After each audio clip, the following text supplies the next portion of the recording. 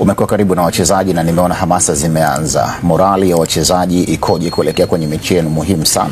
Morali iko juu kwa sababu tumeshawaeleza wachezaji na wenyewe wanaiona situation ya kwamba itakuwa ni fedheha isiyo mithilika Simba akishindwa kwenda robo finali, nusu finali. Na fedheha iko kwenye maeneo mawili. Kwanza itakuwa ni kwa mara ya 6 tunashindwa kwenda hatua ya nusu finali. Hiyo ni fedheha ya kwanza. Lakini fedheha ya pili ni kutolewa na aina hii ya mpinzani. Tulivyotolewa na Al Ahly msimu uliopita, hakuna mtu ambaye alijali kwa sababu unazungumzia timu ambayo imetuzidi pakubwa sana.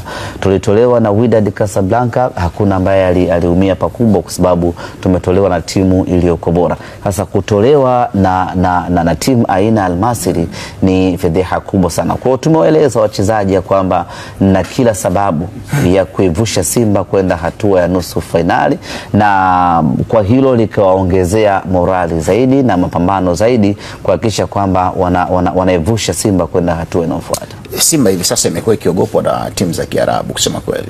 Washakuja Waarabu wengi sana katika dimba la Benjamin Mkapa na kilichotokea ikabakia kuwa ni historia. Hili linawapa motisha kiasi gani kuelekea kwenye mechi yenu? Hata Al Masry wenyewe baada ya kufanikiwa kutufunga mabao mawili baada ya mechi hawakusherehekea sana kwa sababu walijua kuna ugumu mkubwa ambao wanakuja kukutana nao. Moja ya sifa ambao Simba tumejiwekea ile kwa Mkapa haitoki mtu nje ina maana kubwa sana pengine hata kuliko huku ndani. Yani wanaogopa mno watu wa nje kuhusiana na Benjamin Mkapa kuliko hata watu wa humu ndani ambao wanaifikiria hiyo dhana ya kwa Mkapa atoki mtu. Na of course tumeshazifunga timu ambazo hazikutegemewa kama zingefungwa Benjamin Mkapa.